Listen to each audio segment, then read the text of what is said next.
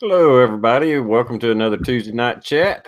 We got us a fine panel here, and I'm going to not quickly, take your time, let everybody do an intro, and I'm going to start with Daniel. Would you like to do an intro, man? Well, hey, thanks, TR, and guys there on the panel. Hope you put up with me tonight. And the folks in the side chat, I enjoy trolling there on the sides with you. Thank you. Always good to have you on, man. Coda Boy 32, would you like to do an intro? TR, as always, it's a pleasure to be here. I'm not sure how long I'm going to be able to last. I'm a little bit under the weather, but we'll give it our all. Patch, it's a pleasure meeting you, sir. And Rick, just shaking my head, man. And then Daniel, you old fart, it's good to see you. Is your six covered? Would you like to do an intro, brother? Sure. Appreciate the invite as always. Thanks again. Got a lot of people out there already getting ready for the fun night ahead. So want to say thanks to Patch for coming on as well. And so let's get down to business. Okay, Patch, would you like to do an intro? You new on the panel, and I don't know if anybody or everybody knows you out there. I'm sure a few do, but you can go ahead and introduce yourself. Yes, sir. First off, let me say thank you, gentlemen, for having me on the panel. For those of you that don't know me, I am the man who refused to die. And for those of you that do, what's up, my brothers and sisters? I appreciate you, gentlemen, taking the time to allow me to grace your panel. And I look forward to learning some interesting things today. Cool. All right. Well, there's a lot of topics to cover. I don't have any itinerary as far as what I want to cover or what order. Is there anything really buzzing anybody's mind that y'all want to discuss to start off the night with? That's an open damn. Yeah, no kidding, right? Trying to get my act together here. I'm finally going to open up the keyboard. But how about cities developing their own ordinance without regard to our Bill of Rights? That's a good one. Are you talking specifically that? What is it? Des Moines, Illinois? And we got Deerfield. You've got Boulder, Colorado's getting ready to do it. There's a couple other cities that are jumping on the bandwagon. And unfortunately, is they're allowed to continue to do this, more and more cities are going to be jumping on the bandwagon. The problem is, I live in one of the most liberal cities the liberal city in the state where I live, and it's just. Could you imagine if you had, let's not even put the subject. If you had an object, if you had a car. And all of a sudden, you legally had this car. You've had it for a long time. You operate in a safe manner. And all of a sudden, the city says you're not allowed to have that car in our city. And you have to get rid of it or you're going to incur $1,000 a day fine. What would the backlash? Or let's even better yet, let's go ahead and talk about, say, for instance, a small city in Illinois decides they're not going to allow abortions to happen in their city. The backlash. What would happen at that point in time? And I mean, I'm just throwing that out there, and not regard to any kind of right that you have, but any of our Bill of Rights. No free speech in our city. And the argument that, well, my free speech doesn't kill anybody doesn't hold water with me because I've never killed anybody. And I don't drive, I don't break the speed limit, but just because other people do and other people get killed because of it means that I have to give up my rights because of what other people do. So I'll just lay that out there and see what happens. Well, according to Linda Francine out there, she checked the latest ordinance. One violation of an ordinance subjects you to having all weapons confiscated, whether it's a slingshot or whatever. Yeah. I mean, what the federal government does or has done gun legislation, it was future sales. You know, they never said, okay, you got to turn in whatever it is. I don't care if it's a Mac 9 Well, this is how they're getting around it, TR. They're not saying you have to turn them in. You don't have to turn them in. You're just not allowed to possess, own, transfer, or manufacture. So they're not. It's not that there's no confiscation. It's just that they're not. They are outlawing ownership, possession. So you can still own them. You just can't own them in our city. And that's where the problem lies. They're not confiscating. They're not saying, no, we're not confiscating all. And what they did was they are not outlawing revolvers or things of that nature, but anything that is a semi-automatic that accepts a magazine that holds more than 10 rounds. Even if you have a 10-round magazine, it's still banned. So they want you to turn them in, right? They want a confiscation. No, there's no confiscation. There's no turning them in. You don't turn them in. You just have to get rid of it, dispose of it, or destroy it. Or pay $1,000 a day. Yeah. Or pay $1,000 a day.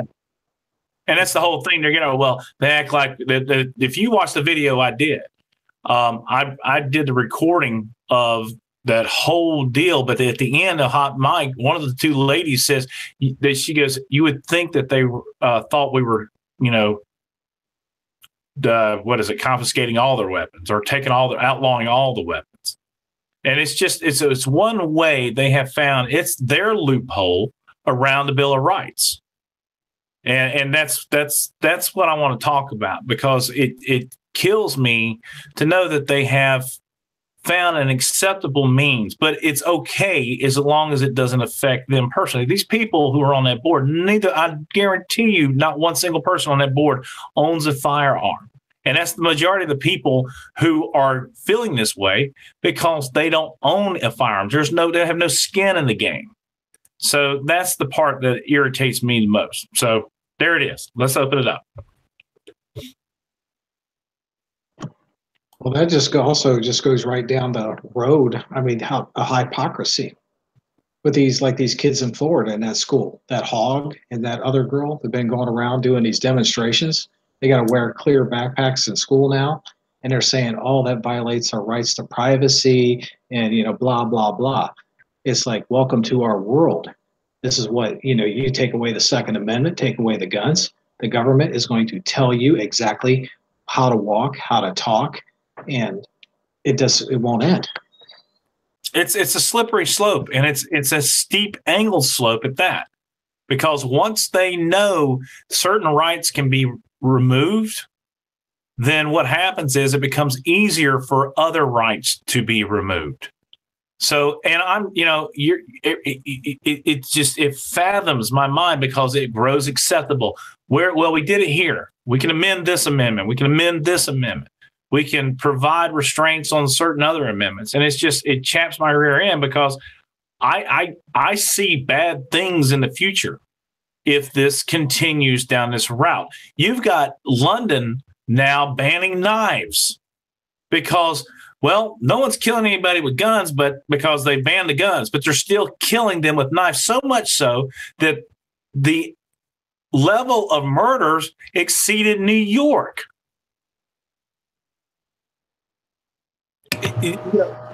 Go ahead, Pat. I can see you ready to jump in there, brother. Well, no, I was waiting, my brother. It's all good. Yeah, I had a discussion on a panel a few months ago in regards to this very thing about, Great Britain banning knives. I said, what's next? You're going to ban making people fat? Or is there a possibility that you're going to just give everybody a spork with blunted ends? So now there's no possibility of anybody killing each other with a blunted end spork. It's getting insane, and I do believe the NRA and a few other gun rights activists and lobbyists are actually suing Deerfield specifically and taking it to court for this ordinance. They are talking about confiscation though as well. There is a subsection in that ordinance that's saying that they can at their own discretion confiscate certain pieces of artillery and certain pieces of firearms if it seems that you're going to be a threat. But it all ties into now people being able to be 5150'd without any real proof. And what scares me is what Trump had said a few weeks ago. You know what? Maybe it's great to take the guns away from the guy and then go through with due process. Did you see the gleam in their eye when Yes. and Dianne Feinstein? She came on herself Yeah, she was exactly. moist. And I, you It's know, crazy. I'm a firm believer, and I'm a hope believer that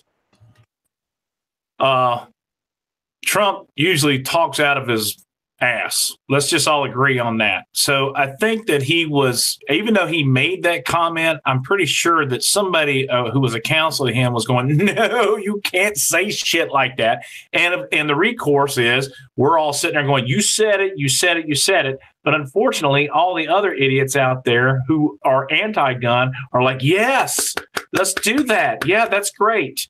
And the first thing they did in the state of Florida was a guy down there in Broward County. They basically, a judge, he was involuntarily committed to a loony bin. So they came and they took possession of his firearms that he had. A lot of people were against that, and I can understand why.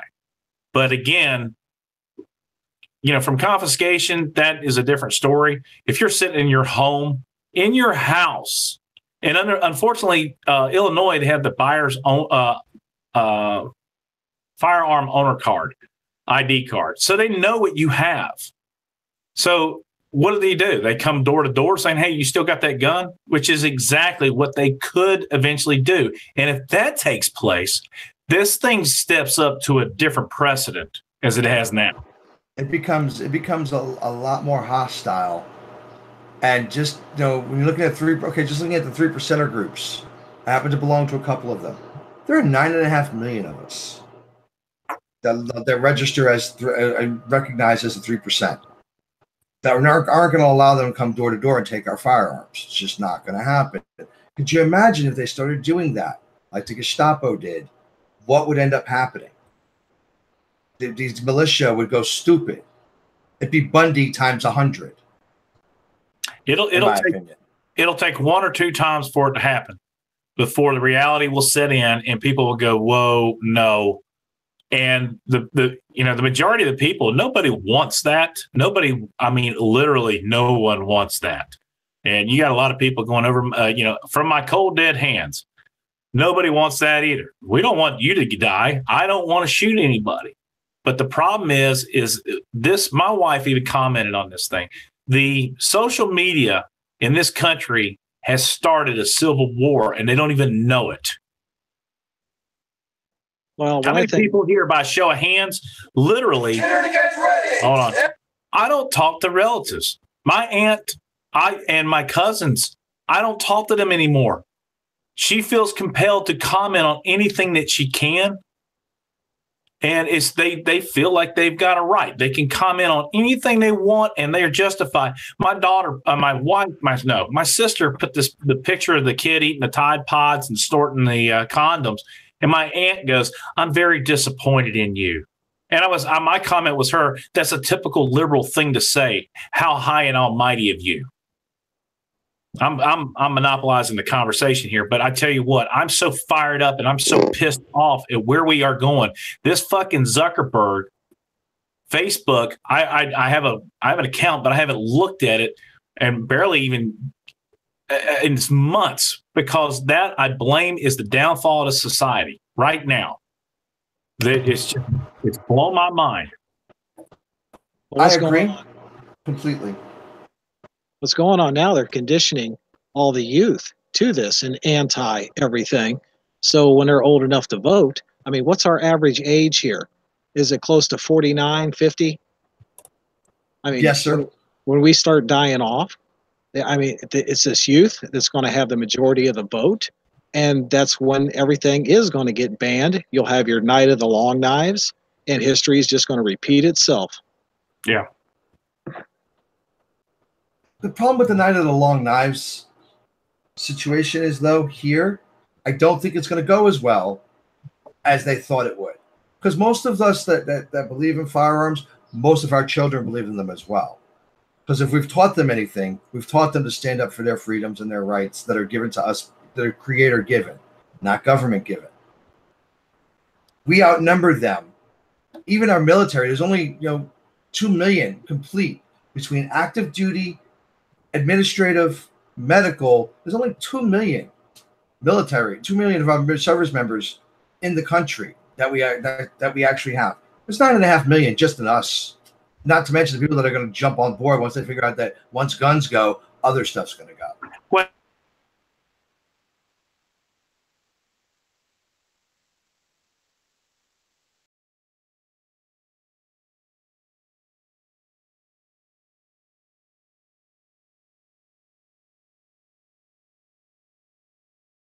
our own people. There may be one or two that'll get a wild hair up their ass, but they'll get a bullet in the back of their head from their own people. No one's going to shoot. It's like, how can you oh, the government's got drones. So what? They're not going to use it on their own people. So the problem is these people have been emblazoned with a successful campaign on against guns. And that's where they're well organized. They're well funded. There she is. Hey, Rosie. Hey, everybody. Now, look at what happened during the Obama administration, the purge of all the generals. Leadership in the military starts from the top down. And right now you're getting a trickle effect of all this that was in the military. Besides in boot camp, how much constitutional training had we had, to educate us on the oath that we took to defend the Constitution of the United States against all enemies, foreign, domestic. It was boot camp. That was it. Yeah, that's all I heard. It was in boot camp. That was it. Nowhere else throughout the rest of my service career did I ever hear anybody start mentioning, anything about the Constitution and discussing it, or even, teaching it more in depth than just the oath that we took. Yeah. Well, here's the thing: is that the silent majority is a very powerful voice, and unfortunately, whenever they have the rallies, the silent majority are working. Why don't you guys have a rally? Well, shit, I would, but I got to work. And then, hey, the Tide Pod people are over here. They don't have to worry about working. They're getting funded. They're getting transported up here by George Soros. You got the actors. That's another thing, is that Hollywood can kiss my ever-loving ass. You want to have a thing against guns, then take every film that has a firearm in it and get rid of it now. That's my whole thing. Go screw yourself. And stop collecting on all the money that they get every month from that video. Yeah. Ben Affleck is the biggest hypocrite, and that fucking other piece of shit. What's this? What's the other little dude? His buddy who said, we could do like Australia did and just get rid of all the guns. One fell swoop. Guy. Yeah. What the hell's his name? Matt Damon. Matt Damon. Go fuck, excuse my French, and I'm hoping nobody gets upset at this. And Daniel, close your eardrums, okay? Turn your volumes off. Go fuck yourself, Matt Damon. Right in the hole. Let me interject something real quick. They're not just Tide Pod eaters anymore. They're condom sniffers now. That's how fucking retarded these people have become. They're sniffing condoms now as a new challenge. I can't make this shit up. They're sniffing it so it goes up their nostril, through their sinus cavity, and out their mouth. These are the people that are going to be leading us in another 20, 25, 30 years. Jesus, I'm glad I'm pushing 50. I'll be dead by then. Yeah. I was talking to, I guess it was Sonia the other day, my friend, and no offense to her niece or whatever. She's got a niece that's 29 years old. That's a school teacher.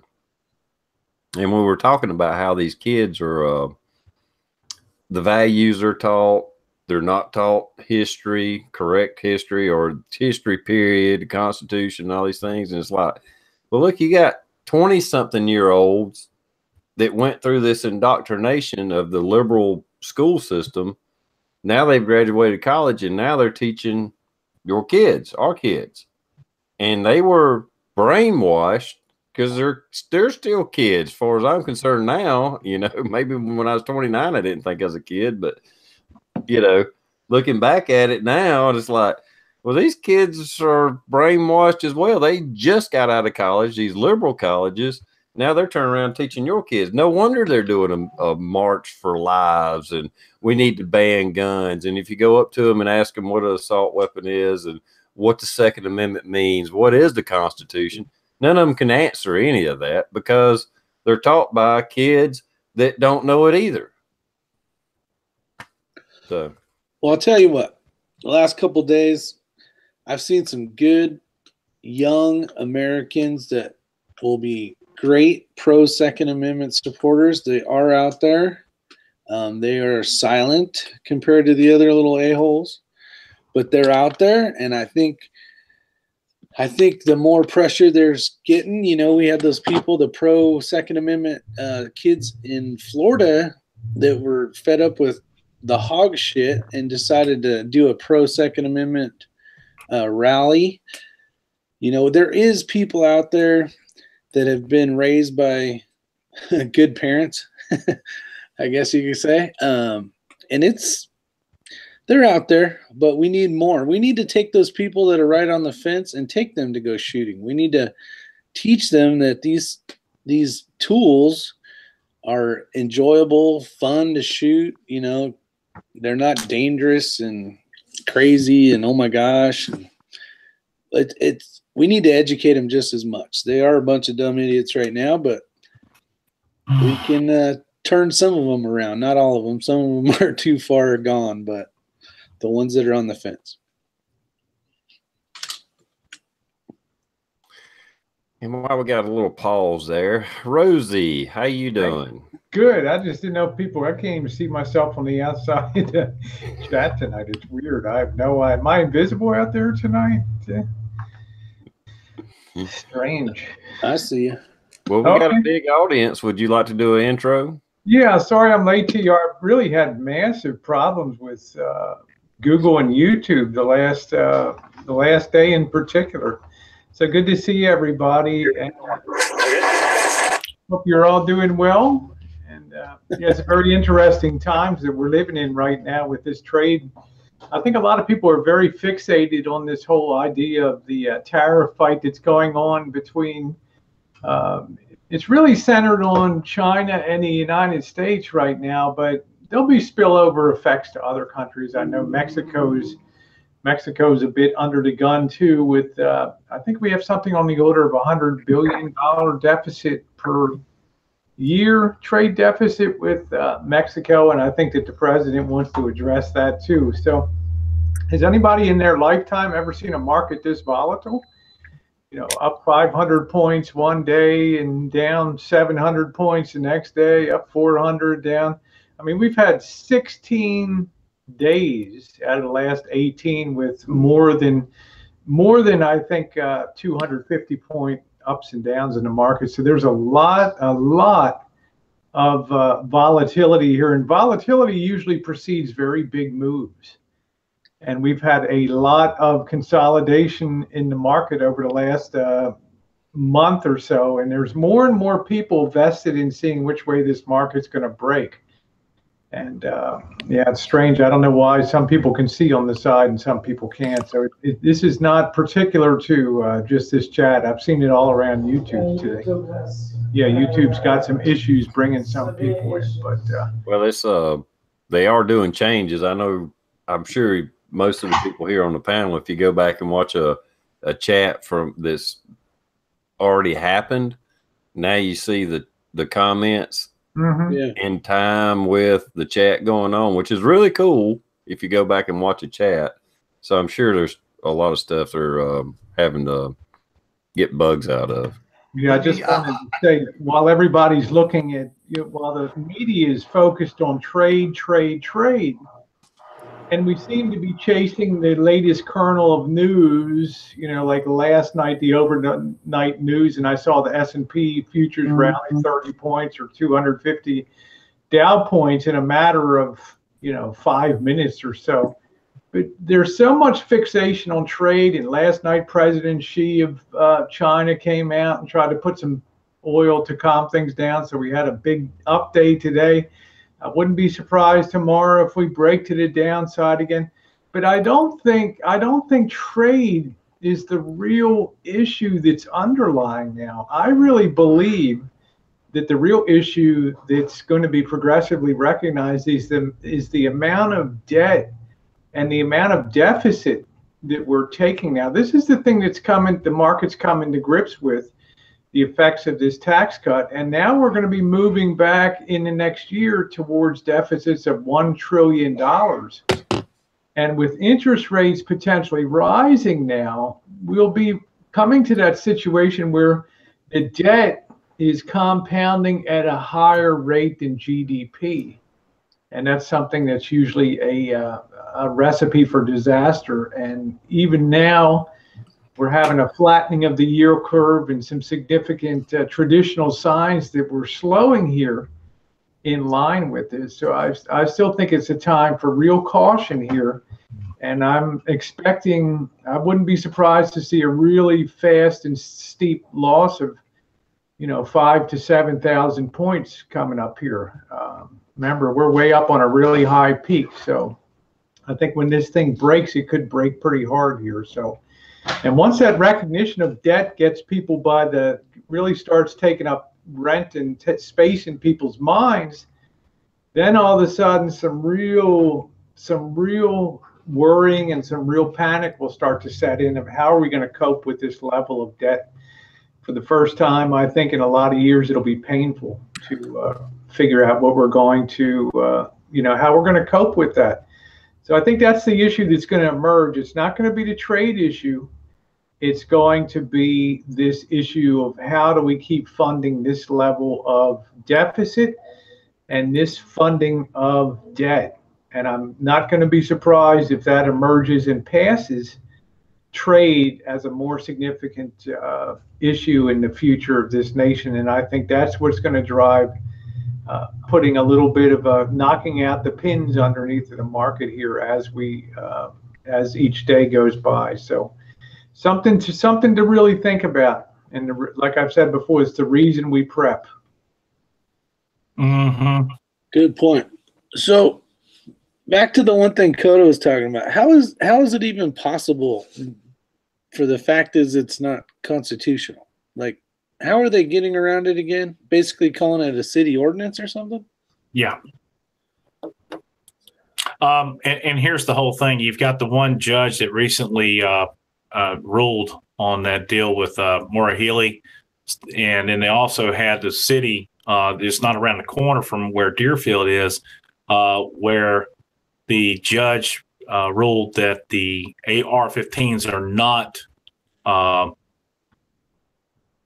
bound by, I guess, the Second Amendment. So the Second Amendment doesn't apply to AR-15s. So it's up to the local jurisdiction to do with what they want with them, to allow them or not allow them. In other words. So that shit could basically happen in any city. Yes. And they're getting ready to do it. They're trying to do it in Asheville right now, by the way. Well, you heard about the sheriff that... Oh, yeah. Yeah. Oh, yeah, you heard about it.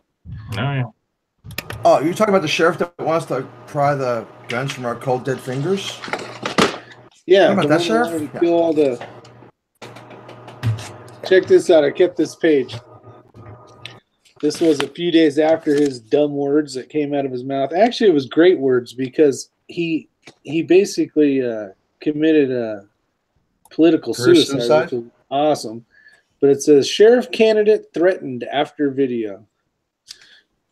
You think? Well, guys, the tide is changing. They had an article today about Republicans are losing seat races at an unprecedented rate right now. So it could get pretty ugly at the midterms. I agree with you. It could get pretty ugly at the midterms, which is why I'm thinking you're not hearing Republicans say a whole lot, or DC say a whole lot about gun control and what have you, only because the midterms are so close. But yeah, I agree. It could be a devastating effect. But then again, they're not really doing anything that we want them to do anyway. Well, don't you think, though, that Patch and everybody else, don't you think that the sense that if politicians, being politicians, sense that the tide is turning against gun ownership, and maybe it's good to more fully regulate guns and have age restrictions on guns and register ammunitions. Don't you think that they'll jump aboard that like nobody's business, is the populist thing to do to get to follow the trend of the nation? It's going to be very hard, I think. It'll be a further divide for this nation. But politicians being politicians, I've already seen significant ground lost in the last month in this country with what the hell's going on in Florida and other places. I agree with you, and I think they will jump on board. But I still don't think, I'd be all for it. I'd be all for raising the legal age for firearms to 21 if you get rid of the registry at 18. Sorry, I don't feel the need that they can't vote. Right. If you're not old enough to legally possess, or you have the wherewithal to have the mindset to properly carry a firearm in an adult-like and mature manner, you have no business selecting a candidate. Damn right. Period. I agree. You don't have no business going overseas to die for absolutely our beliefs. If you can't freaking own a weapon, we're giving them a weapon, so we're basically breaking the law. Like giving an 8-year-old a weapon. I swear to God, this is where our politicians have just created this monstrosity of hypocrisy that you do as we say, and it is the royalty. They have had it so long that it's better you than me, and it's got to stop. I've just, when we had to clean the swamp out guy, he needs to not stop. We need to get rid of these unconstitutional politicians who think that they are above the law and their decisions are beyond our Bill of Rights.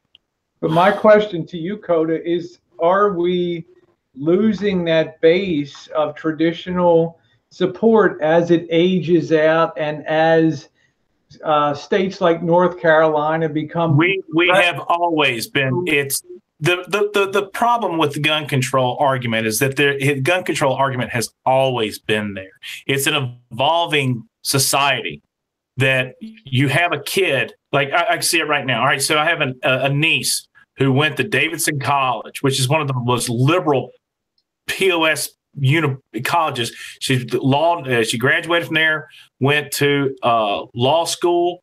She was huge into, I don't care how much money I make. I'm willing to give up, 55% of my money for whatever, just to help my fellow man out. That lasted about a year into her first job. And she was like, this is bullshit. This is my money, because she's making, a nice 6-figure income. But she went from, wait a minute, I was all about this, but this is actually my money. I said, no, wait a minute now. What happened to that argument? So what happens is you have an evolution of society all the way up. So I can see where you're saying the trend is slowly bringing itself down, and that is where the problem is. But I'm hoping that the silent majority of folks, like, the people who hold on to their Bibles and their shotguns, those are the silent majority. Those are the people who don't speak up. They're not as boisterous. They're not as emblazoned as these individuals who feel empowered that all of a sudden I got this gun control thing. We're going to organize. You got 1 million people walking in D.C. I guarantee if people would just get off their asses, we'd have 100 million gun owners walking in D.C. tomorrow. Yeah, I'm just saying the thing that I've noticed over the last couple of years, particularly and accelerated the last month, is the shifting of grassroots support. Before it was almost a given that gun regulation stuff would fall apart in legislature, or would be defeated in courts. Now I'm not getting that sense that it's going to be so easily recontrolled or get that ground back. I have more of a sense that more states are shifting towards the liberal position of guns kill people, not people kill people. That sort of ridiculousness. This is the thing that I'm really noticing starting to hit a little bit of an accelerating curve in this country now. And I'm worried if it really picks up a big head of steam, then you're going to have that's the whole thing. You'll have a real additional prepping issue that's going to be another real splitter for for this nation. And you will have those people that say, hell no, I'm not going to register my ammo. I don't care if I have to drive 800 miles to pick it up in Texas or whatever. You know, you're going to start to really split more widely, and you know, the makeup of the courts and things like that. There's a lot of things I've seen shift, particularly over the last year, and not in a good way towards gun ownership. Yeah. Well, the problem is that the gun control crowd had a success. They had a huge showing in DC, so they feel they're successful. And unfortunately, until the gun, and I say this, I find it interesting that every time they say, well, the gun lobby. Well, I consider the gun lobby to be every person in this country who owns a firearm, not just the NRA. I think it's every one person who owns a firearm is a gun lobby. So for me, they were allowed to have a success. And when I say that, they were allowed, you had politicians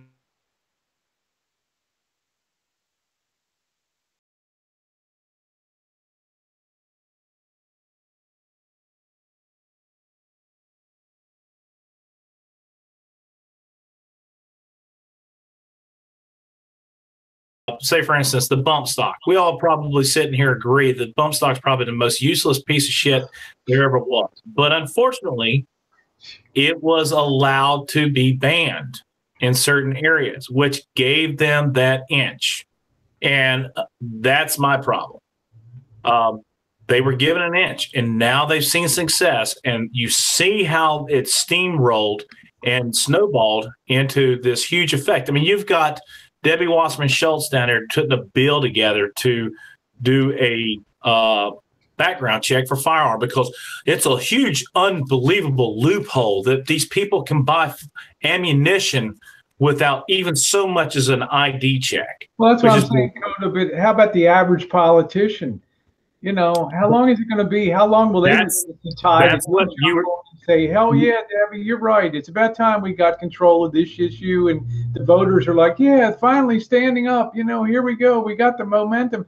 This is the thing. You weren't on the call. I mean, I think you dropped out when I said what happened is you had the normally pro-gun politicians who would never bend. They bent. They allowed certain processes to be brought forward, and they said, oh, okay, we'll give you that, but they didn't get anything in return. So it's the same thing. You said, all right, so we gave up the bump stocks.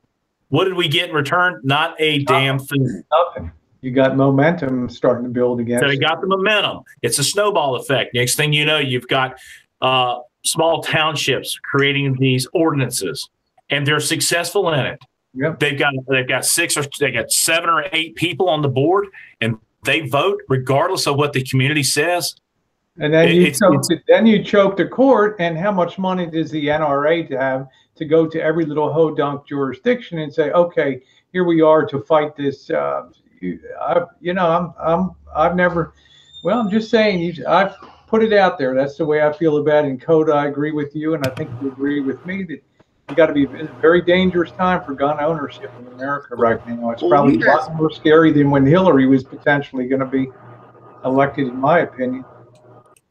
This is why long time ago, when everybody said, well, screw it, it's California, it doesn't matter. Screw it, it's New York, it doesn't matter. It doesn't impact me because I live in a free state. Well, this shit fucking growing like cancer. It doesn't matter where you live. You know, I had the unfortunate ability to live in California for the last 45 years or whatever it was. And every freaking year they were pushing something else, you know, and finally I left, but the shit's going everywhere. It doesn't matter. And the guys that say F California, all this stuff, that is just a window into the future. Yeah. You can see what's going to happen in your country, your state, by looking at the states that are already fucked. One thing, though, because I live in California too, and I'm noticing there's a lot of infighting here with people who are pro Second Amendment against the liberal fucktards that are trying to censor and silence everybody. It's happening. There are a lot of counties that are saying, no, screw you. We don't want this. So they're suing California or getting involved in this lawsuits. So there's a little bit of glimmer of hope for a state that was actually written off as being completely liberal, because people like us live here and we aren't shy about speaking the truth and speaking the Constitution. So I feel a little hope is coming from California. Small, but it's better than what it was. I see them fighting about basically the safe states and all that other, the immigration stuff. But gun laws are tough. But that, I don't know. I see it as a window into the future of other states if shit doesn't get fixed. Well, I just think if I agree. If it rolls along far enough, people get the idea to start getting petitioning for a constitutional amendment to change the Constitution, to alter the Constitution. That's not without the realm. That could very much be in the realm of possibility sometime in the future. If people think that enough momentum's built up, they'll start to begin electing legislative people that say, yeah, it's about time we amended the Constitution. It's not all court. It's also, if the legislature, they're going to be the weak link. They're going to bow to whatever populist pressures are building in their own states. It's interesting that we were talking about that today, like the Second Amendment and the one former Supreme Court justice who said that the Second Amendment was outdated. All right, so say people start coming out, and they've already done it. The Second Amendment's outdated; it needs to be removed. Yada yada yada. The arguments that have been placed in the past up until this point, that's the one thing I always want to talk about this, because how often has it been brought up, and how many times has it been debunked that the Second Amendment? I mean, it's what I'm saying. I'm sorry, guys, but I got to be up at like 4 a.m. in the morning, and my melatonin's kicking in right now. So, so anyway, what I'm trying to say is the Second Amendment forever. And how many times have we had this discussion, and how many times has it been upheld? But the problem is now you've got federal judges who are going, well, yeah, the Second Amendment covers this, but we don't feel like it should cover this particular firearm. And I think that's where the danger is, because now they're saying it covers this, but it doesn't cover this. Well, next month, it's the same thing as London. We were talking about that earlier. They outlaw guns, but now people are killing each other with knives. So now they're going, you can't carry these specific items. Hell, in Sweden, my wife's family's from Sweden. When we went over there, I carried this pocket knife with me the whole time, not knowing that this could send me to jail. It is illegal for me to carry a pocket knife in Sweden unless you're a carpenter with a carpenter's card, union card. That's where we're heading. And the problem is we could sit here and say that the Second Amendment has been upheld, everything was good to go. But now, like you said, Rosie, the politicians are slowly bending.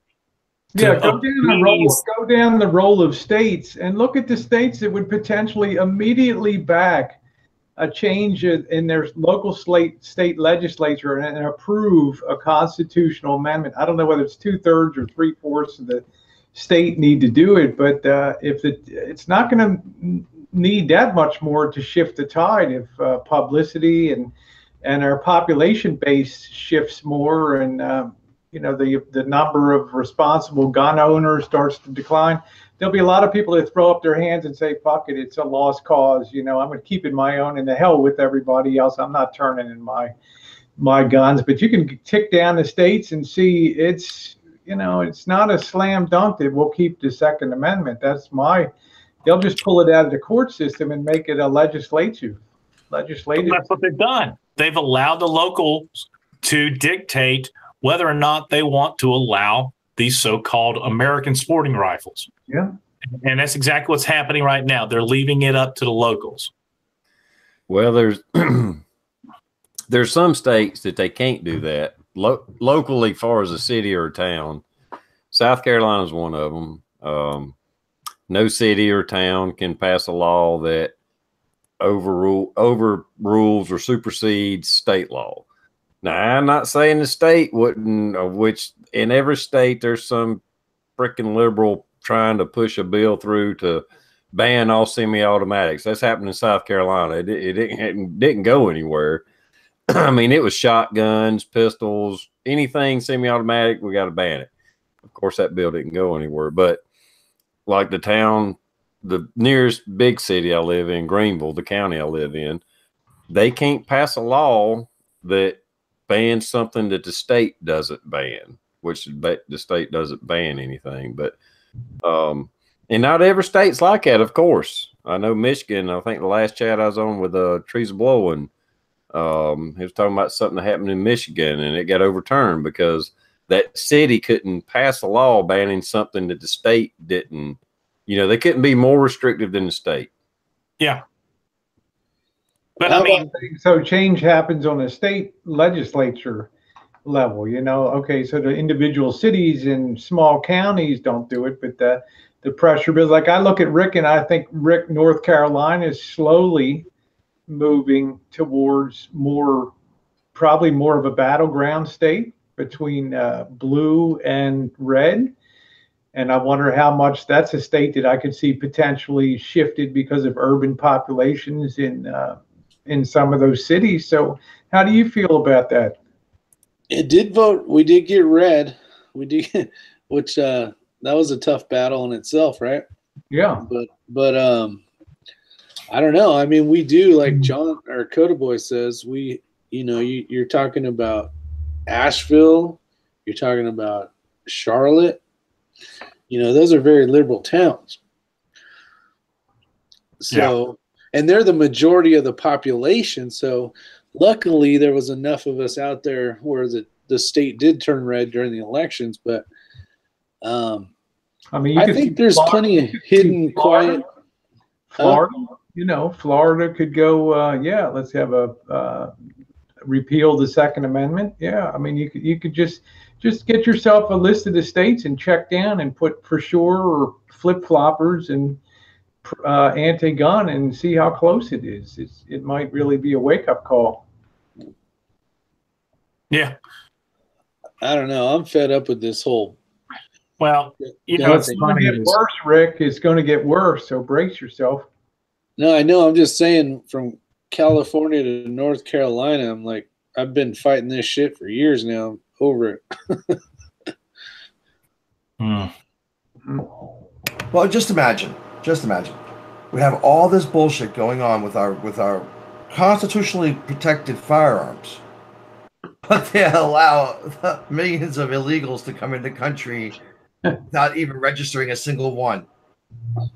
And to quantify that and to qualify those illegals being here to require that they get a registry of some sort is considered to be racist and, you know, anti-immigration.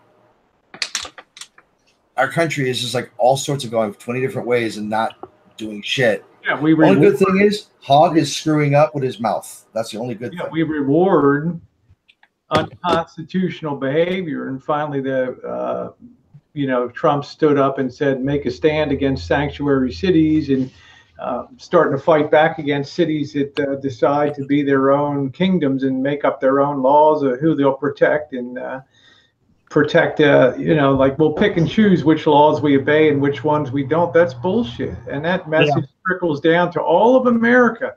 And people see, well, I don't have to obey that. You know, I can grow marijuana even though it's illegal on a federal level. You have all these cross currents of pick and choose cafeteria style law obedience now. And people are noticing that. And then, we're starting to lose our enforcement ability here and our ability to stand up for and protect our rights. Because I don't remember if it was here, but aren't they trying to pass it here in Cali where officers aren't allowed to use their firearms? Or is that in another state? Okay. I thought that was here, but I wasn't sure. Yeah. I mean, what kind of asinine stupidity is that? Yeah, they'll love that in Oakland. You know? No, we Right? talked. They won't have one police officer in Oakland. You might as well put a fence around it.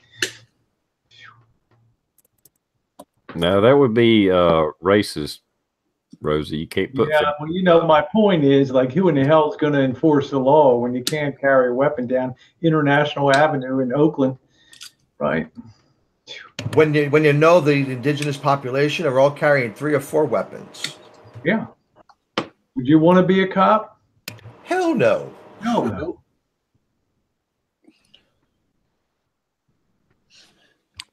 Yeah, that is.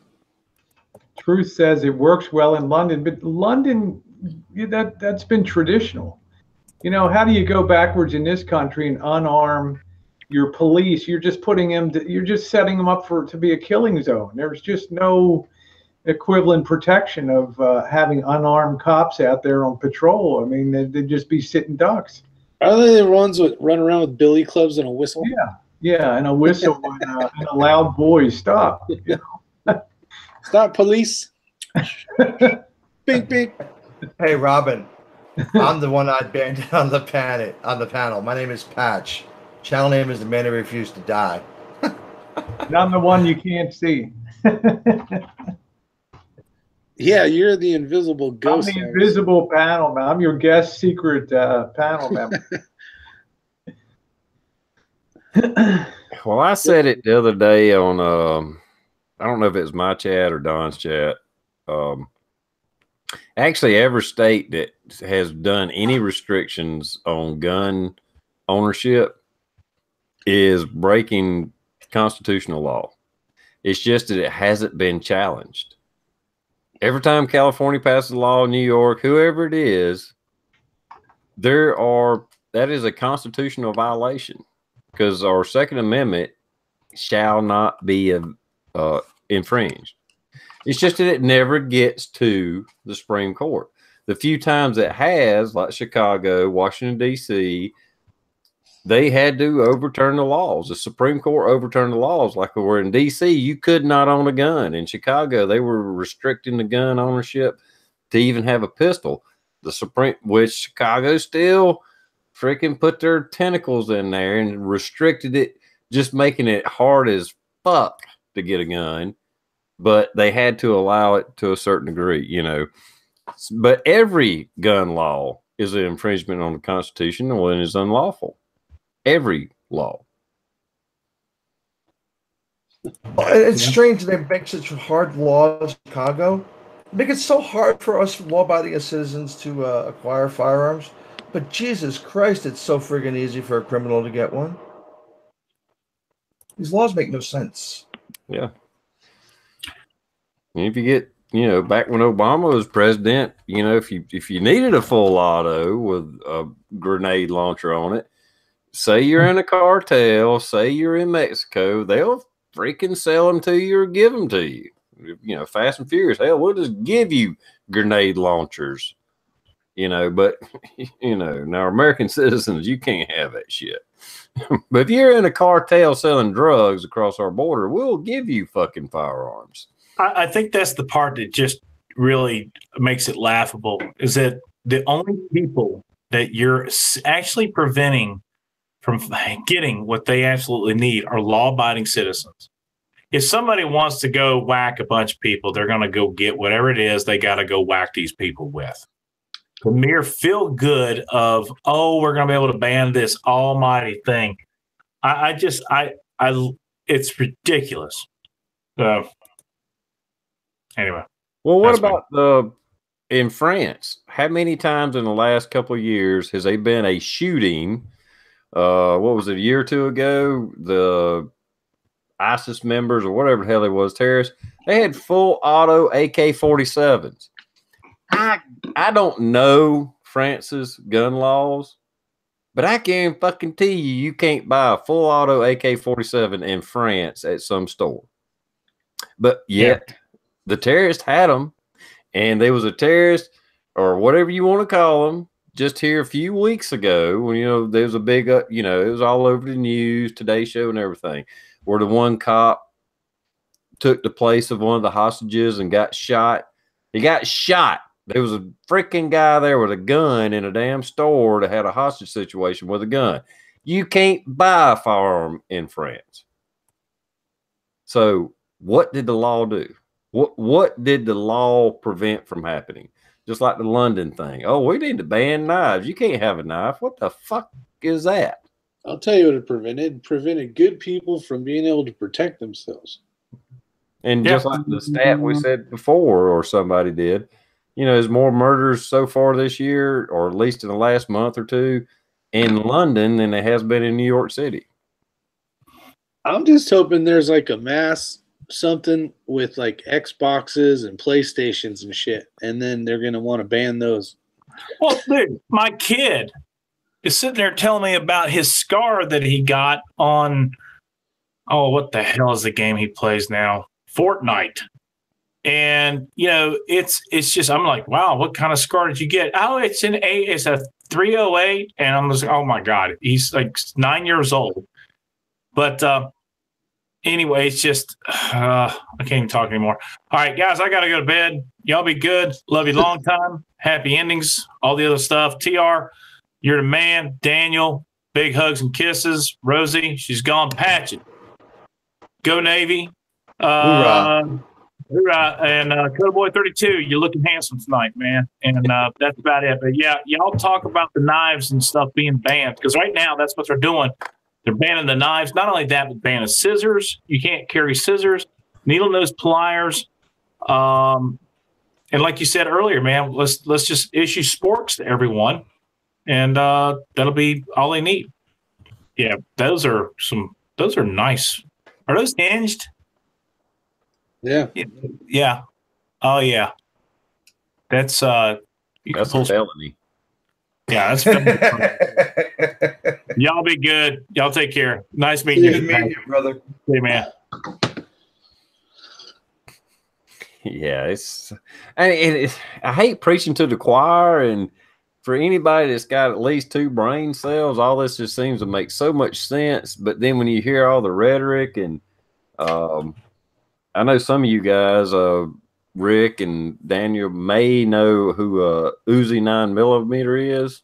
Millimeter, I forget how it is. Millimeter. Yeah. He did when that March for Lives was going on. He did. You know, to be honest, I didn't know what was going on either till it happened. And in his local town, of course, there was a little local, and he went around and he didn't really show like interviews, but he just talked about what he said to people and showed the signs and all that. And it was just a little small town. And it's no freaking idea, not one iota of what they were asking to be banned. And then they were like, no, we're not here about banning guns. And he was like, well, that's what that sign says. You know, yeah. You want to ban these. You want to confiscate these. Oh no, we don't want to confiscate your guns. It's like, well, how are you gonna get rid of them? Or I forget how it went, but it was a good little video. And you know, that he just happened to catch off the cuff and grabbed his camera and went out there, or phone or whatever, you know, and caught some people because they have no idea. I mean, as many years as I've been in politics, I don't care if it's immigration, war. If I'm talking religion with somebody, if I didn't know what I was talking about, I shut the fuck up. That's what, you know, I mean, I got some friends that we have had some religious discussions. I won't get into that, but I read the Bible front to back just so I could be part of that conversation, because I hadn't read the Bible. So I read the Bible. So not that I memorized it, but I at least read it and had a little bit of information so I could be part of the conversation, not just, you know, be a flat earther or something, you know. I mean, oh dear God, those people. But anyway, oh my God. Wait a minute. So you're saying that the Earth's not flat? Yes. Yes. The We're Earth, saying the Earth is flat. No. What are you talking about? It's flat. I know it's not flat because I got to fly across it every freaking month. Yeah, but stick a stick in the ground. You're seeing an optical illusion. I don't know. Maybe TR has me on hide from broadcast. That's the only thing I can think. I'm not sure. It's something weird. I've seen it across all YouTube today. Well, yeah, it was happening to me it was happening to us on Dave's panel earlier. Yeah. So, all right. There's a lot of people talking about the 14th on Saturday for basically a nationwide pro Second Amendment rally at your state capitals. From what I understand, our state capital has a wedding on the 14th. A wedding? Yes, scheduled. Who the gets married at a state capitol? I'm just going by information that I got from the 3%er group that I'm involved with. That sounds like a ploy. Well, dude, Sherman Tank does a lot of live stuff on Facebook. Really good dude. And he was like, "Yep, it's been scheduled, so they couldn't schedule a rally there." See, that's supposedly. bullshit. Yeah, it must be a Kardashian or something. It's fucking California again. See, yeah, this is the reason. Oh, don't get me started. Okay. Don't get him started, Jesus. He'll be like the Energizer Bunny here. You know. Oh, it drives me nuts. Not to bash on California, but since we have some members here that have lived there or have lived there or at least visit there, Rick, I didn't read the entire story because I've been working the last few days, but something about California is forming a committee to censor social media, and I don't know how they're doing it. Don't get me wrong. I don't know all the ins and outs. So anyhow, to deem what is fake news and what isn't. Yeah, good luck. Heard about that? Good luck with that. The board of what's fake news. Right. I mean, it's just who's going to own the freaking? Imagine that. I mean, that's the same shit that Google claims that they're going to start doing forever. Is Facebook. Well, we'll have the board of fake news, and we'll figure out what's real. You know, good luck with that, right? Well, for what I understand, from what a little bit I read of it, like they would put a tag on your Facebook, YouTube, whatever it is, claiming it's fake news. The state will. That's very possible. I mean, we're working into the land of Big Brother. This is turning into 1984. I agree, Patch. It's frightening. I mean, to think of the appear before you've been summoned before the board of fake news. Let's tear into this story. There was a thing. You know how they're going to do that as well? If you go all the way down, I don't know the directions on how to do it, but I looked to see, and I was very proud to see very, very far right, or it said very conservative, I think is what it said. And they put you into a category for ads. So you can, did you check that out? You can, there's like the thing you got to do, and you got to go through like 5 pages. Gambling, drinking, yeah. And, yeah, and I was very proud to say that I'm way over here. I don't have to worry about that because they'll never friggin' monetize me, ever. I'm already on one of those lists where, I'm the guy that they don't want ads running on my stuff because I'm too politically motivated and I'm too far right for them. So yeah, no, they're doing it now. That's what the apocalypse stuff. That was all to censor, conservatives and people with right-leaning tendencies. And it's getting worse instead of better, and all the new changes they make on YouTube are screwing the pooch for 40% of their base that create content or watch content on YouTube. They don't care. They're running for the ad money, and it's going to blow up. And when you start chasing the ad money instead of the content creators, you're putting the cart before the horse, man, and you're creating your own demise. Yeah, where's Stormy Daniels?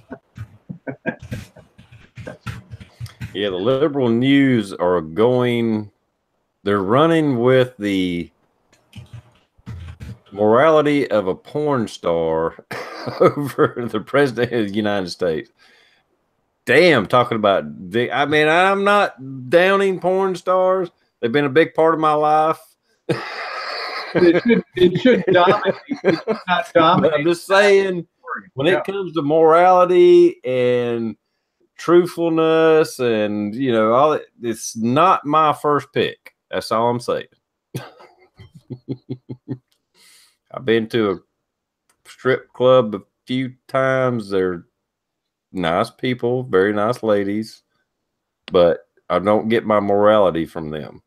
Well, it just shows you we're TMZ'd as a nation. We're more interested, much more interested in you know, digging up more dirt and having that whole Stormy Daniels things explode on the scene. That's much more of the appetite for the consuming public than what's going on with trade and all that. Oh yeah, you got here, you know, not trying to say I like Trump. I do. I like what he's doing. I can't say I agree with everything he says and does or whatever. But, you know, here we are dealing with trade problems, tariff threats, supposedly a gas attack by the Syrian army, and you got all these liberals, I mean, Democrats and Republicans on both sides. We got to go to war with Syria. And that should be a red flag right there. When the Democrats and Republicans agree on something, you should say, stop. Whoa, whoa, whoa. What the fuck is going on? Period. Amen. Every fucking time. Amen. A fucking man. So you got all this going on, and then the FBI raids his damn lawyers' personal files, and, you know, holy shit at the damn constitutional crap that they just broke. That's what I say, TR. It could easily spin out of control to a very ugly nation with people backbiting in politics, and I worry about that. I just think it's like a tinderbox ready to blow right now is what I kind of sense. Yeah, I mean, in the liberal, I mean, I've seen the tweets. Hell, even when they had a fire in Trump Tower, what, a day or two ago, there was all these actors and politicians and like, oh great, I hope it all burns down, and then blah blah blah. It's like, what the fuck kind of sick ass motherfuckers are y'all? Yeah, did y'all? Guy died. I hope it's Trump. Makes no sense. You want your president to fail. That's fucking out so far left fucking field. These people need to be on Thorazine. Yeah. And if you made one iota, one tiny bit of criticism about Obama, you were a racist. Oh, hell yeah. You know, but they can just paint him as the worst human being ever that walked Earth. He is worse than Hitler if you listen to the left. It's like, really? I mean, I'm not saying he's a perfect guy, but he's who we elected. You gave us a choice between Hillary and Trump. Yeah. We chose Trump because I would have voted for Bozo the fucking clown before I voted for Hillary. I would have voted for anybody. I would have voted for a horse or an ass. Me too. I would have wrote in, like, you know, I would have wrote in Ronald McDonald before I voted for that bitch. I would have voted in an old rusty paperclip. Yeah. Ain't no way. And that's why Trump won. It's not so much that everybody thought he was perfect, but given the choices, there was no way in hell even a lot of liberals were going to vote for Hillary. They're like, oh, hell no, not that bitch. No, that ain't going to happen. Either I'm not voting or I'll vote for Trump or Bernie Sanders or do a write-in or whatever. I mean, even Democrats know that that's one evil bitch. Well, what's scary is now that the Democrats have done screwed the pooch, and you know Hillary's become such a clusterfuck. I see people going to be swinging towards Uncle Bernie come the next election. Yep, or worse, or worse. Yeah, or worse. You know, it's going to be a fight. I'm just sensing a big sea change in politics here. Oh, it's unfortunate. Well, I hope and pray, or I hope and beg, or whatever, that come midterms, even though we still got a lot of damn, even on rhinos, people that I don't want in office, but at the same time, I prefer over others. We got to stay vigilant. We got to keep back, because the damn left, or they think they're on the roll, and they may be, and they kind of are right now, especially with guns. But we got to keep on keeping on. There ain't like, oh, we got Trump in, well, we can sit back for 4 years and wait. Hell no, you better be damn voting come November. And if there's a primary in your town, state, whatever, you better be there. Period. Yeah, I kind of agree with the side chat, Mario and Linda. Yeah, we could be heading towards a new civil war. A definite split in this nation between thinking in a certain block and then another block. Absolutely. And I agree with Grandpa and Susie. They're both saying, Grandpa's place. So when they talk about banning guns, ask them why they want to ban guns, when in their own words, Trump is literally Hitler. Why would you want to get rid of all the guns if the guy that's in office that you think is as bad as Hitler has all the guns? It makes no sense.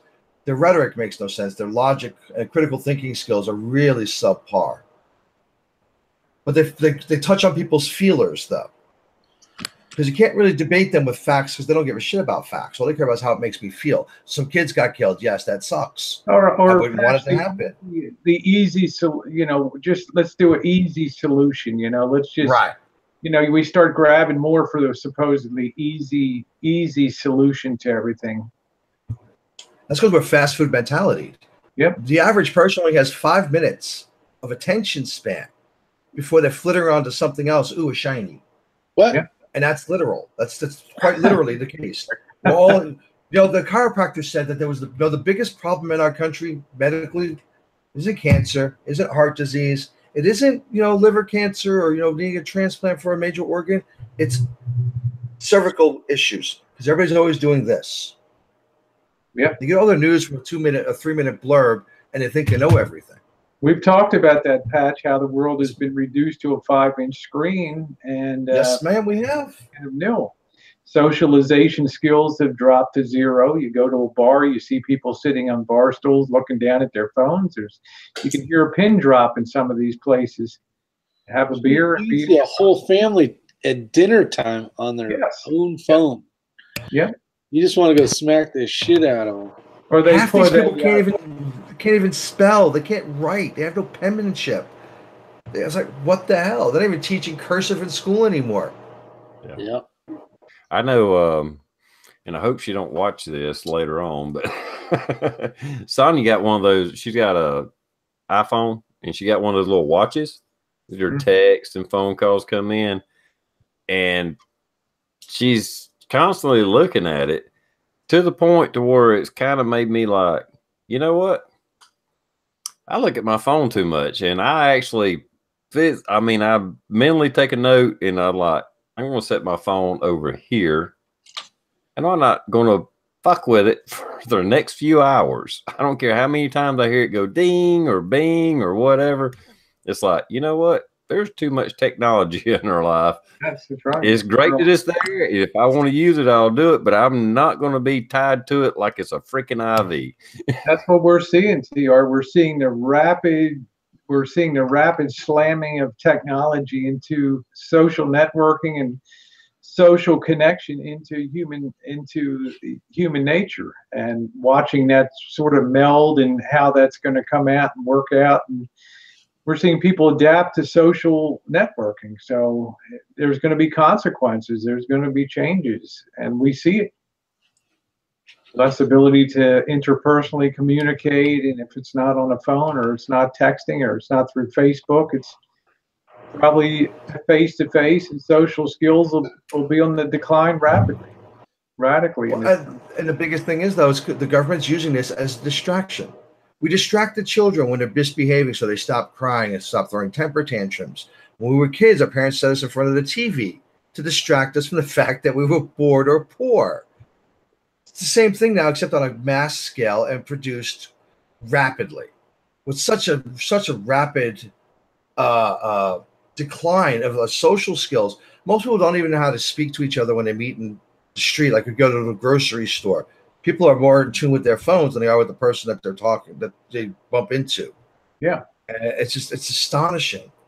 And people don't see it. It's even more astonishing. Like TR said, you're so afraid you're going to miss something. You're always on the phone. You're always looking, and everything's set to notifications, ding, and you're just so afraid that you won't be in the loop with what's going on.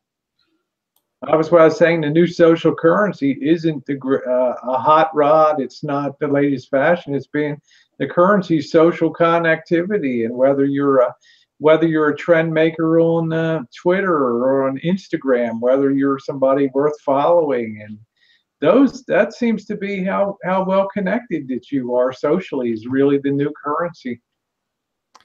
Yeah, and I don't even know how you would withdraw from that. I mean, it's just so much different than when we were kids.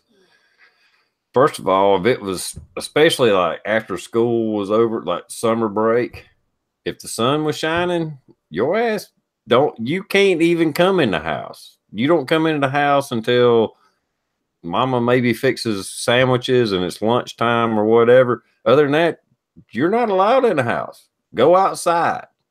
You know, That's right. There's a big world. Go play. and I would get on my bicycle and be gone all day. My parents had no idea where I was at. They just figured I was within a 5 or 10 mile radius of the house. Exactly. You're on your bicycle with no helmet, no shin guards. I don't even think they had helmets for bicycle riders and knee pads and all that shit. They might have motorcycle helmet if you're going to wear a helmet back then. Shit, right. We didn't even have brakes half the time. What the hell? No shit, ain't your feet. You're a Flintstone in it. Just beat up. You had your flyers, man. That was it. Put them down. You got lawn darts. Hell yeah. Too fucking funny. But yeah, no, somebody said an EMP would kill all the teenagers and cell zombies. That an EMP would kill all the left too. It would kill the leftists because that's what they thrive on. You know, it's just I don't get it. I'm glad I've got a 27-year-old. Our oldest daughter is 27, and she's a smart cookie and she's a little left leaning. Go figure with a dad like me. But on the important things, she's very right leaning, and she constantly gets to argue with her friends and the people at work over her political beliefs. She's not a real big fan of Trump's, but she doesn't want them taking our guns either. So I have to give her a little bit of shit whenever we talk, because now she's like, "Oh, so have they taken your guns today?" She's like, "No, but they wanna." I'm like, "What are you gonna do about it?" Guessing we're gonna have to vote for Trump. I just love giving her shit. It's so much fun. I'm kind of interested to see what 2020 brings. I'm just kind of interested. I'm kind of fascinated by how sharply a nation can potentially turn. This is what I'm sort of noticing in my lifetime. We've been in a sort of trend towards conservatism, even among people like Obama tried to do more than he ever accomplished and spoke more than he ever achieved, which I guess was a good thing. But most people in this country today have never lived in a liberal time that they can remember, real socialism and real social experiment and things like the New Deal and alphabet programs from the government. And I'm just very fascinated. And I have this sense that we're going to make a really sharp hairpin turn here in this nation. And it's going to be really something that's going to split this nation like it hasn't been split in probably 170, 180 years here. I have that feeling, having lived, probably being older than anyone on the panel here. I sort of have that sense. I can just feel it. We're real close to I don't want to say civil war, but definitely a civil unrest. And I know I'm biased as far as being on the right, on the political scheme right side, in my beliefs and core values and stuff like that. And I don't know that it's going to go to a civil war, but damn, they sure do want it. And they're the least freaking. I guess they figured the damn government's going to come in with the army and all that and just take all our guns, and then everything will be rainbows and unicorns. Well, it's like What the fuck? scrolling up. Who said that about live through socialism? And but see, generations forget. Generations embrace. They get taught a philosophy, an economic philosophy, as if it was something new. And then they go back and make excuses for why it failed in places like the Soviet Union. What went wrong over there? We can build a better machine, and we can do it. We're smarter now. We're more evolved than we were 100 years ago in Soviet Russia in 1917. You can hear people having those kind of discussions and saying, we don't have to declare socialism a loss. Let's just make it better. Yeah, I'm just invisible. So don't ask me something about YouTube today. But everybody has to relearn. A generation goes through the depression, and then they lose the habit of thrift after 2 more generations. And then we have crashes and depressions again, because human nature remains the same, but people's memories fade. So. And Yeah, freeze, that's like another I thing we said. should talk about, is getting rid of the UN. Yeah, Fuck definitely them. get rid of the Well, UN. what do they do? Nothing for us. We paid most of the friggin' bill, and they don't do shit for us. Yeah. Except want to tell us what we can and can't do. That's exactly right, Linda. And it's very easy for a younger generation that hasn't known anything except what times they live in to easily be taught to believe that we can make it better, we can intervene, we can control the economy, we can make better decisions. It always sounds good in theory, and you have to live through it and live through the disaster, and then maybe the next generation is like, "Ooh, that was pretty bad. Maybe we should go back to capitalism." All right, Rick, is your 6 covers got to hop out? Take care, Rick. Brother. I do. Just wanted to say good night. Great job tonight, everyone. A lot of people watching. Appreciate you guys showing up and supporting TR. But I'm going to go. I got some stuff I got to get done before bedtime. But it was nice talking to all you guys out here in the chat and the external.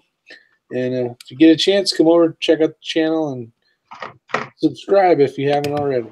See you guys. I did the other night when you were on live. Thank you, sir. You know, Nice talking to you guys. Party's up. Do some cooking. All right. Yeah, Maybe but you'll pop up now, Rosie. I don't know what the hell happened. later, Rick. Have a good night. Bye. But their plan is, and it's working so far to an extent, is to chip away at all our rights, chip away at the First Amendment, Fourth Amendment, Second Amendment, you name it. They're just chipping away, because as long as they can chip away at it, they know they can't come in and take it in one big swath. But with this AR-15 hysteria that's going on, they're waking up a lot of people, and I think they're about to bite off more than they can chew. I hope so. well, from what I know, from the people that I associate with in the real world, this is very much an issue. This is very much a thing that they're extremely awakened to. You know, and a lot of these guys, you know, are hillbillies, and I spent 25 years in Tennessee, and a lot of these guys are like, you know, fuck the government. These guys are all moonshiners and shit. They hate the government anyway. This just gives them a reason to lock and load and, you know, stand for something other than moonshine. And it's the problem with the way they're going is they you know, it's like death to capitalism. You know, everybody hates the capitalists now because, you know, we're not being nice to each other. Sorry, the world's not nice. And even the Kremlin knows communism doesn't work without capitalism paying for it. There's some form of capitalism going on in all these other social structures. They're not true socialism. They're not true communism. They're not true Marxist. They've all got a capitalistic swerve to it. Because without that, you're not getting paid. And the people at the top want to get paid. Well, hell, even China, even though it's still communist and they're going to own 51% of all the companies, they're still allowing a certain amount of capitalism to take place. That's what soared them into economic power horse, is the fact that they are letting companies somewhat. Hey, yeah, sell that, manufacture that, even though they own 51% of the company. You know, it's not, but they're not, you know, I mean, they're allowing that to happen because it is helping the country. And like I say, we're preaching to the choir as far as capitalism. I mean, yeah, there's corporatism and then there's capitalism, and capitalism is not evil as much as these little fucking kids think it is. And somehow have been brainwashed to think that socialism is the way to go, and we should all just share and sing kumbaya and hold hands and eat. And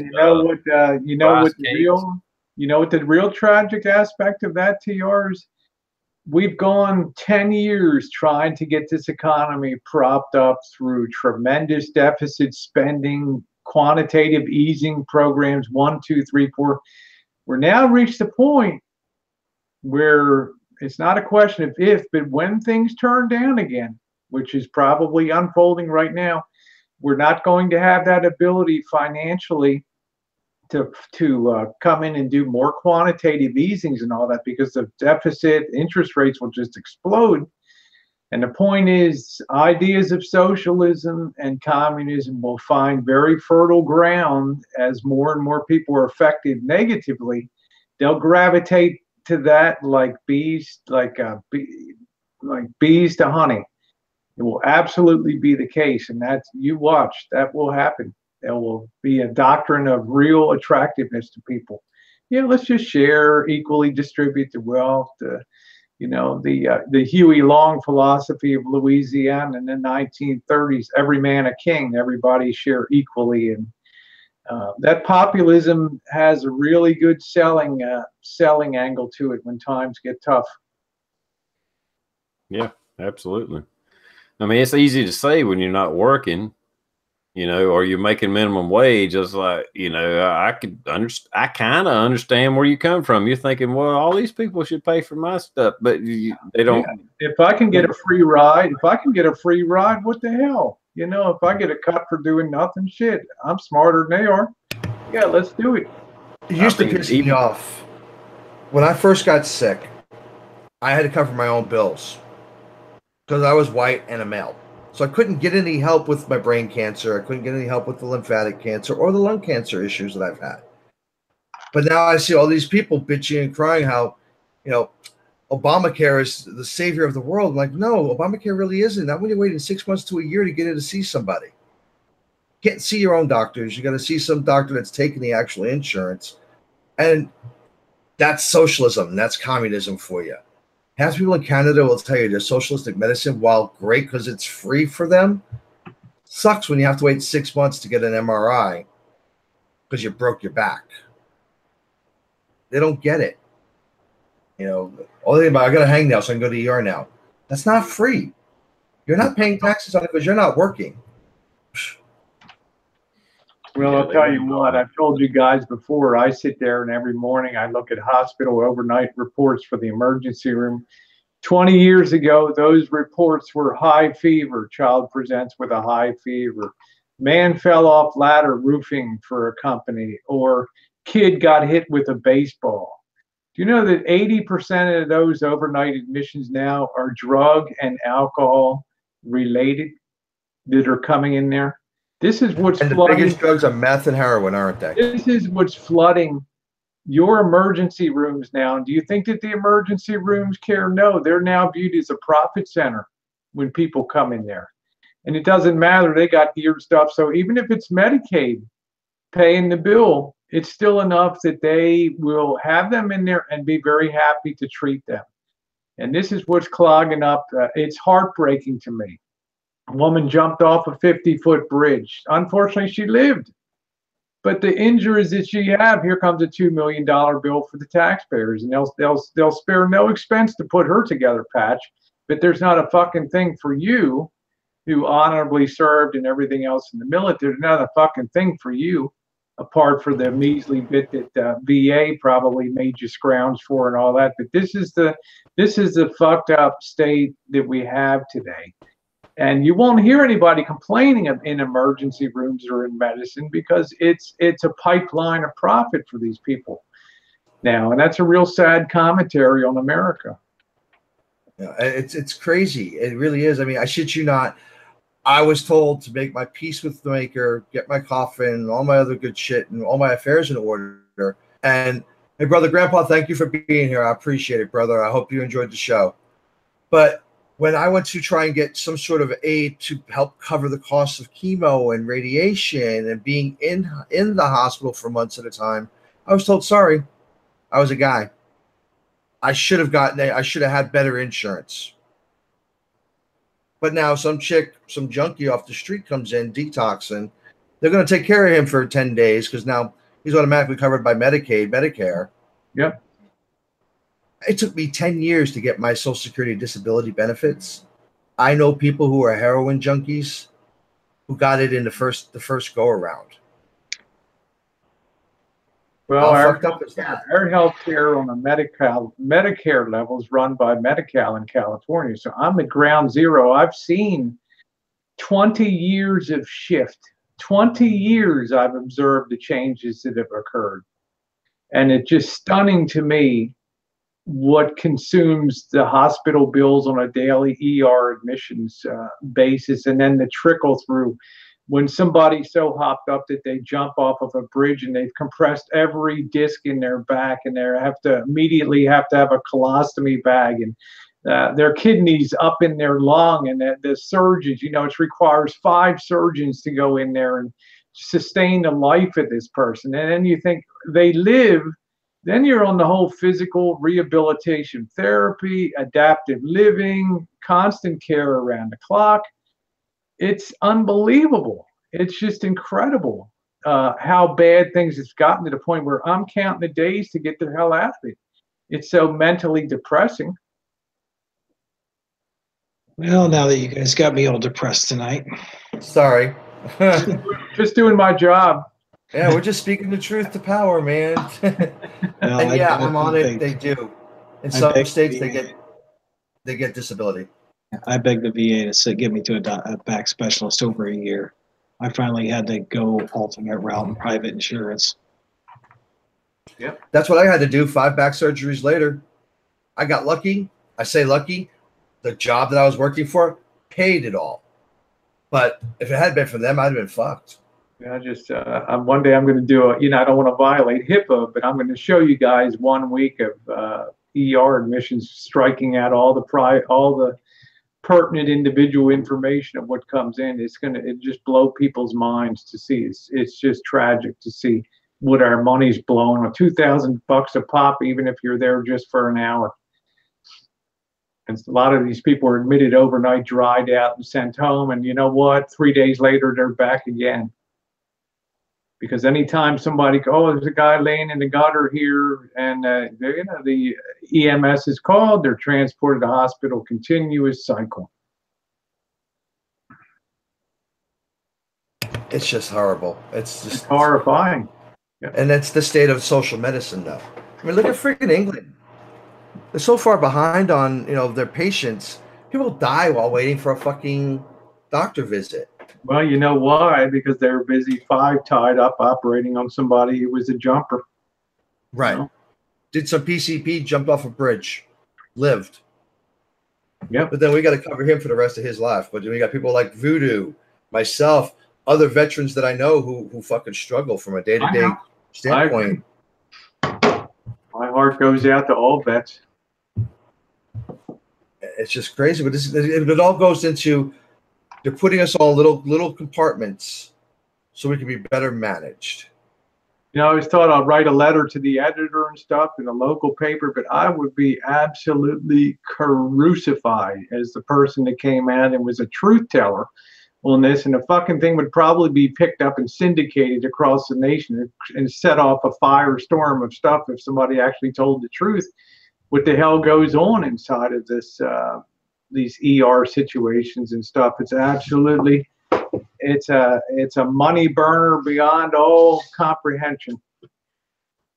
I don't know all the ins and outs of it. I have read into it a little bit, but a lot of our medical problems or healthcare system problems, like I said, I'm not an expert, but what little of research I have done or what research I've done, Nixon, he's the one that fucked it all up.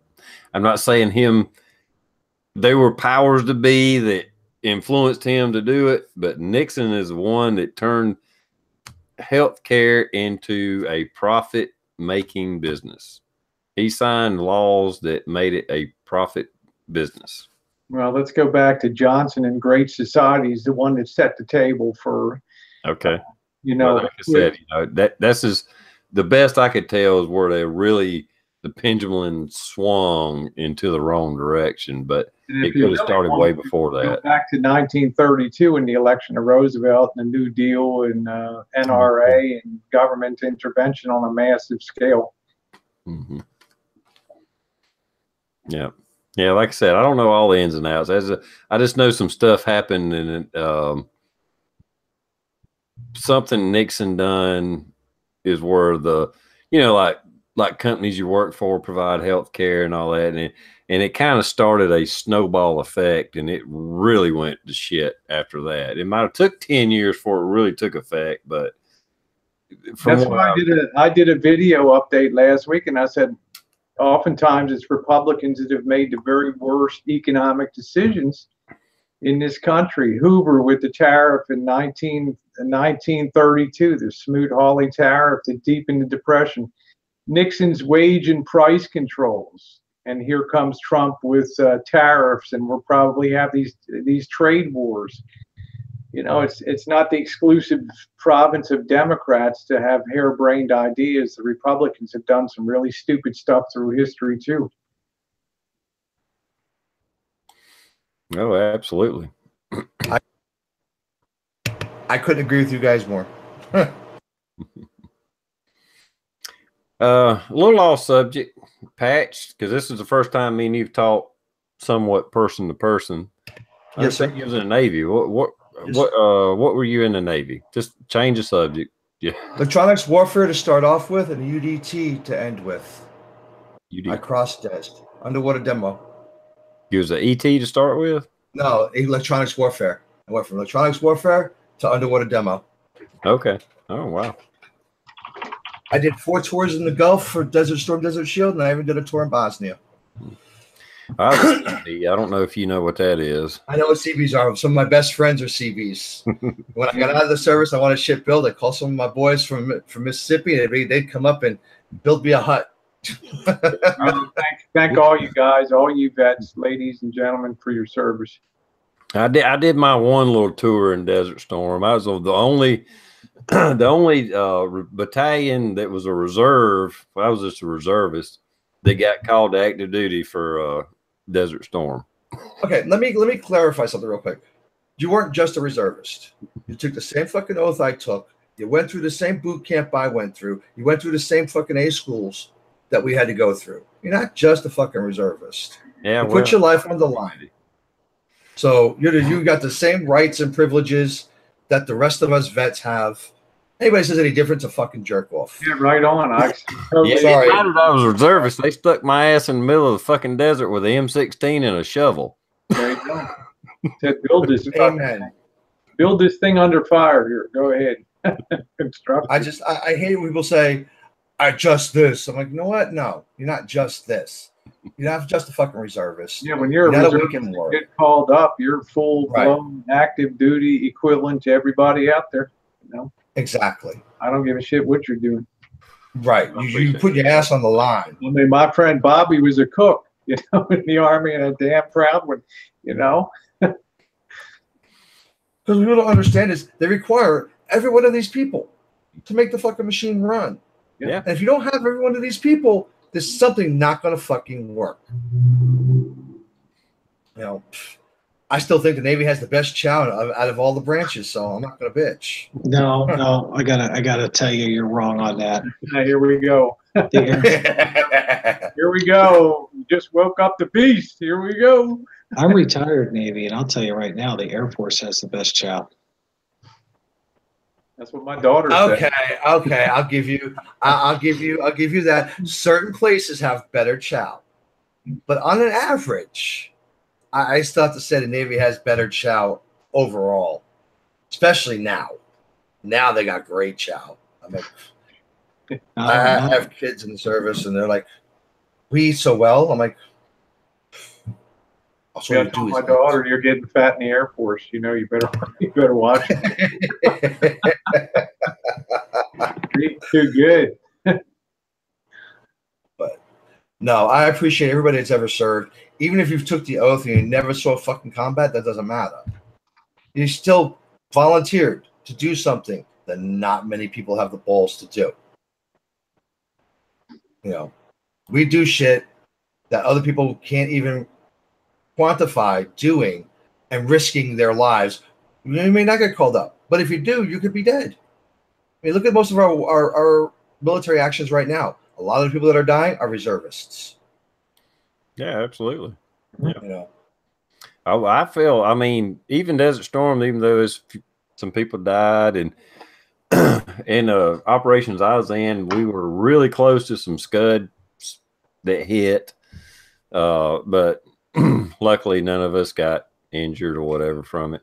But the shit those kids are going through now, holy shit, I can't imagine what they're going through. I mean, compared to what I went through, you know, busting in doors and not knowing if it's IED fucking gonna go off when they go down the street. Holy shit, you know. But then again, they're also not. But they're not given the same fucking training we were given either. These kids have to be asked permission if you can cuss at them. Well, my fucking I have an adopted daughter.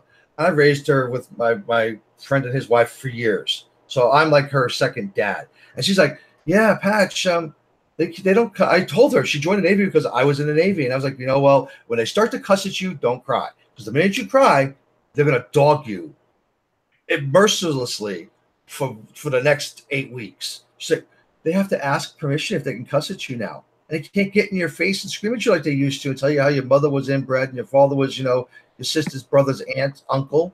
They can't do that anymore. I'm like, what? They're not breaking you down? What the hell? But then you find a lot of these guys are going AWOL and giving secrets away to the enemy. You guys want to hear some good news? Sure. I'm upgraded to a blue ball and shoulders on the outside chat now icon. I've gone from invisible to some kind of emoji out there on the outside chat. I'm emerging out of here tonight. Rosie, I don't know. I know we're a couple years apart. Maybe you don't get it, but if you're giving out blue balls, that's really not a compliment. I thought you were going to say I've had that experience before, and I didn't like that girl for doing it. I'm going to tell you what, TR. I thought you were going to say, you know what, we're a few years difference. I figured it's a symbol, as you know, a sign that you're on your way out. I was just saying, maybe blue balls meant something different than yours. Look at that. I'm enjoying the metamorphosis tonight coming down here. I've seen this all day today across YouTube. It's been amazing. Patch, the chat that you were on, I mean, it's absolutely nuts. Yes. Yeah. I'm wearing. I also think it's similar to Censor Us. I'm wearing my white peasant top tonight. That's what I'm wearing. And pearls. Hey, Patch, Rosie, TR, I'm going to have to duck on out here. Take care, Go ahead, man. Daniel. Take it easy, brother. It was good to meet you. Always a pleasure. Nice seeing you too. Any guys side chat? Been great. Hey, ZBD, watch out for Cooper, man. He's a strange one. Interesting chat tonight. Big chat tonight. Yeah. I got to kind of call it early, too, because I got like 10 hours of tattoo work to do tomorrow. Yeah, good luck. Getting the rest of my arm done. We're right at the 2-hour mark. We can go ahead and wrap this up. And I know a lot of people are going to work tomorrow. Yeah. Thank you, Ms. Rosie. Yeah, then we'll start working on the back. I'm going to be a tattooed head to toe, well, waist up to here. I'm not getting my face done. I'm already pretty enough. Yes, you are. Yes, you are. No, Rosie can't get out of the closet, Cooper. Shut up. Or I'm going to stick you back in there. Tell Bubbles I said she still owes me money. I'm under house arrest here. All right. Well, we're right at the 11:20 mark, and we have had for me personally, for us to be at 100 or over 100 all night, holy crap. Thumbs up. Thank you, everybody, for joining in and commenting. It's one of my biggest chats ever. I don't know why. I know there's a lot of shit going on. Maybe that's it. Maybe it's because the people on the panel. Well, I try to keep a very diverse crowd, whoever can join, and I think we did pretty good. Great. Look at the thumbs up. Yeah. I'm completely honored that you had me on your panel, TR. Rosie Cooper, Greg, thank you for introducing me to TR. You know, just the channel and stuff. I really appreciate it. Yep. You guys in the side chat. What? I thought you was going to say exercise-wise. What? Go away, truth. But I appreciate you guys in the side chat not crucifying me for those that don't know me. You know, being easy on the one-eyed guy.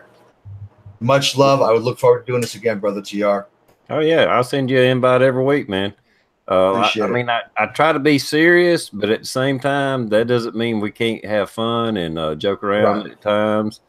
Because if you're not having fun doing it, you're doing it wrong. Because we're not going to change the world, but we can try. That's all. I agree. All right, I'll let you guys do an outro. And Rosie, I'll start with you whenever you're ready. Yeah, I can't see her.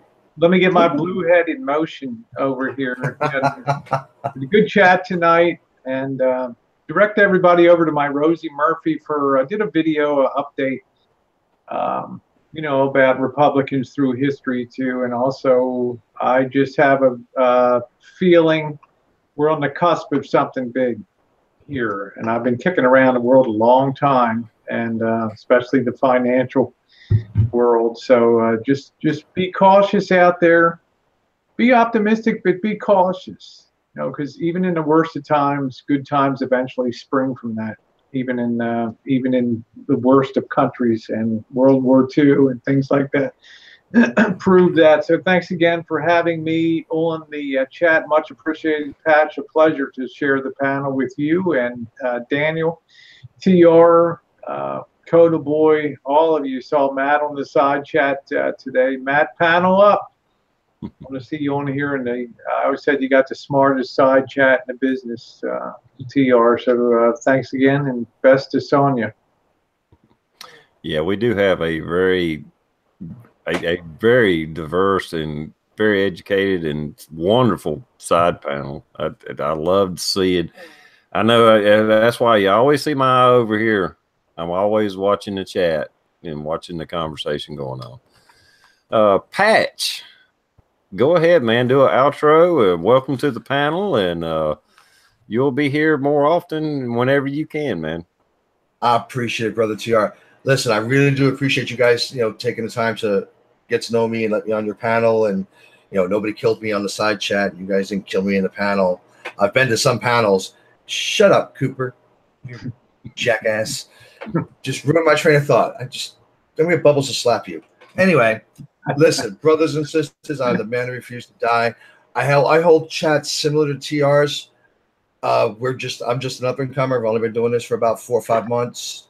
I appreciate you guys being easy on me. Rosie, as always, it's a pleasure to sit and pick your brain, because as I tell my wife every time we talk, I said, God damn, Rosie's got some brains. She's got some smarts. You know, and I like to surround myself with smart people because it makes me look smarter, you know, especially if they're a lot smarter than I am, and most of my friends are.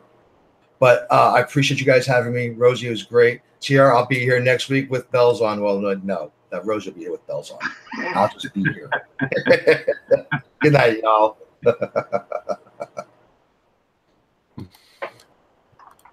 Well, thanks everybody for joining in. The previous panel members, it's already bailed out for tonight, and I do want to thank everybody for joining in. It was, like I said, I don't know why we had so many people here as panel members. Much going on. Maybe it's a whatever, but we had a really big crowd here tonight, and hopefully it'll continue. And I do appreciate it. I really do. And we'll talk to you next week. See ya.